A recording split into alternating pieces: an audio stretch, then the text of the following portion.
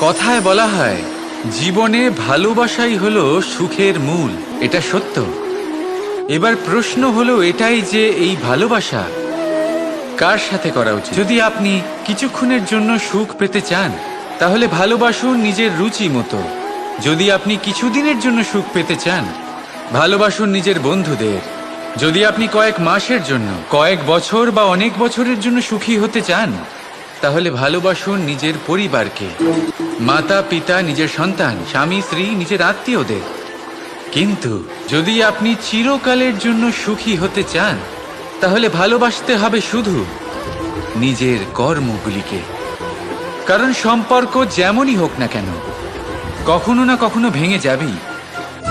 এই সংসার হলো এমনই যে যাদের সঙ্গ আমরা পাই তাদের সঙ্গ একদিন ত্যাগ করতে হয়।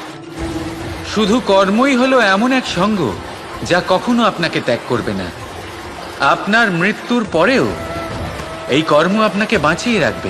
তাই সবসময় মনে রাখবেন, এই কর্ম ধর্ম মনে করে পালন করা উচিত। জীবনের শেষ মুহূর্ত পর্যন্ত কর্মকে ভালোবাসুন। জীবনের শেষ মুহূর্ত পর্যন্ত সুখে থাকবেন। আর আমি তো সবসময় বলি, শুধু কর্ম করতে থাকো, ফলের চিন্তা করো না। তাহলে আসুন আর আমার সাথে ভালোবেসে বলুন, রাধা রাধা।